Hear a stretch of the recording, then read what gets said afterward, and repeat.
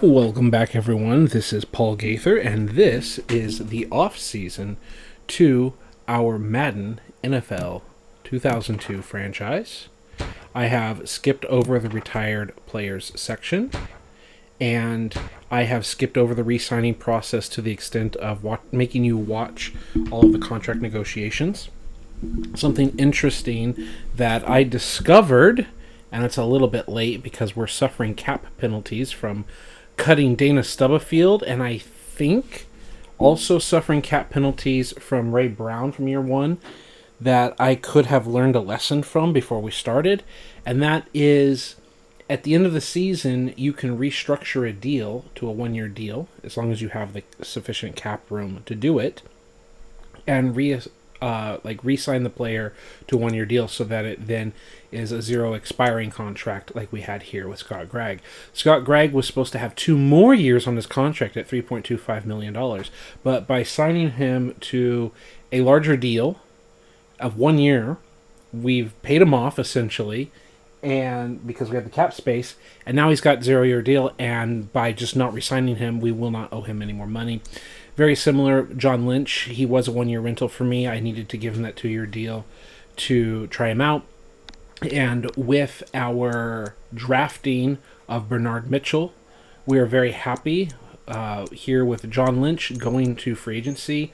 We thank Lynch for his effort and support in helping us win a Super Bowl, but his overall has continued to drop, and he basically starts becoming a liability, as he's not even the good tackler that we were hoping he was going to be, though you could argue Lance Shoulders on the Rise is actually a worse tackler. That's a whole other conversation and issue. The strength has fallen off and other things, and honestly, he was missing tackles last year. So we signed him up to be the big-time, big-hitter tackler, and he isn't. So we're happy to let him go, but we're not paying him big money anymore. The same thing with Dwayne Washington. I believe he had 2 more years on his deal, and we just paid him off. So now he's going to be allowed to be let go. Similarly, we did the same thing with Jason Fisk. We paid him off for his year, so we will not be taking cap penalty hits there as well. So restructuring deals is something realistic in the NFL as well. And we restructured them in such a way that we pay them off up front, and then we do not take the cap hit penalties, which we are doing at the very least with Dana Stubblefield. And we'll continue to pay Dana Stubblefield's penalties all the way into year number 7. That's unfortunate, but that's the way it is, because he had a 6-year deal starting with the franchise and just continued to drop in his overall. And I wish I'd known about it sooner. I didn't, and such is life.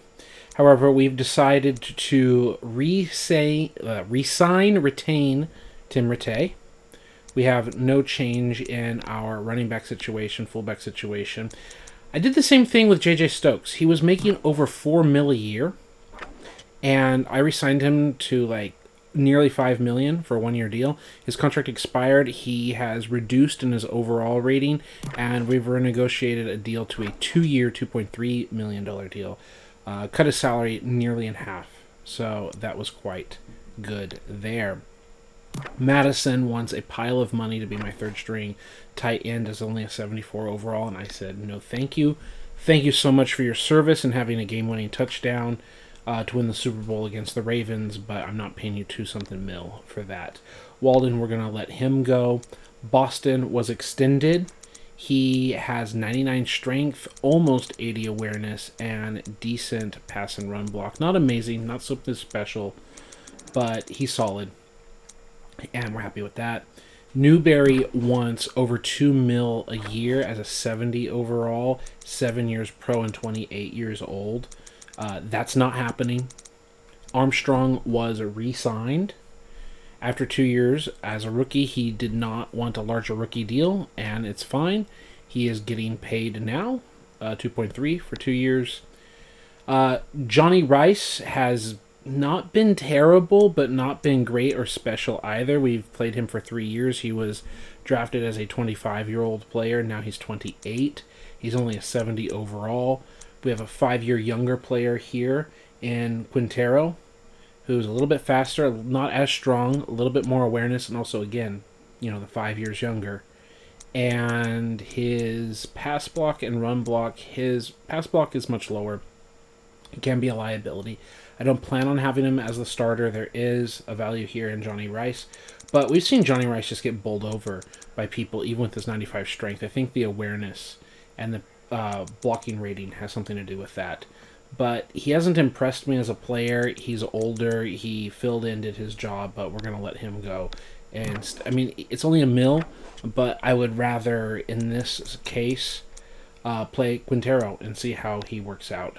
I know that in simulations, because here's the thing, we don't get pancake stats in simulations. Quintero actually, like, super jumps up in his ability whenever you simulate, and let him accumulate pancakes stats, but we just don't get those when we do gameplay. At right tackle, if I hadn't said it, Greg, yeah, I think I did. He just had a big deal, and we're like, okay, get out of here. We're not paying you a whole bunch of money to be a nothing backup that's a 66 overall. We decided to retain Mark Brown, extending his contract 2 more years. He had a 0-year contract after the 3 years that he played for us, and we're happy with his numbers. John Engelberger was getting paid like next to nothing, like less than a mil, like 950,000 or 900,000 or whatever. And we've given him a 4-year contract. He is 27.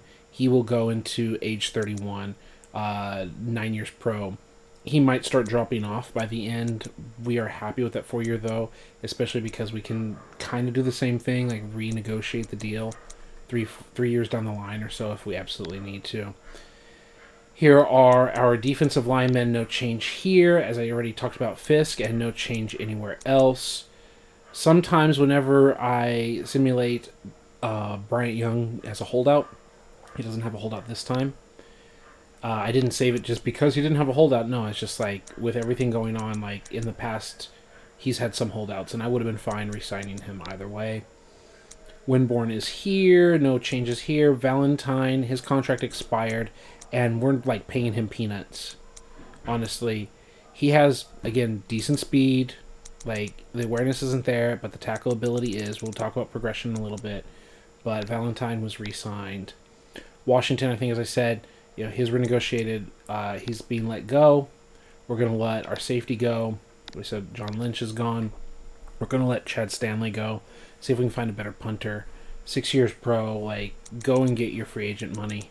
He's not asking for a lot, but I think we can do better at the punter position in the draft.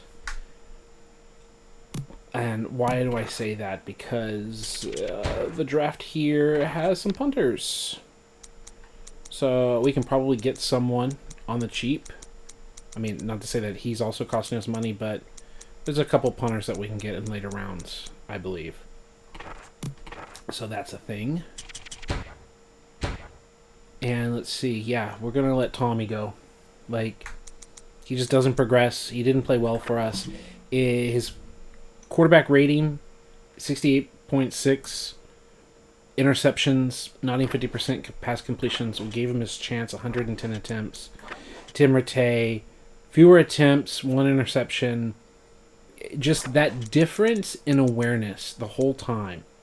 The 55 to 57, no, sorry, awareness here. 54 to 62, like almost a 10-point difference in awareness.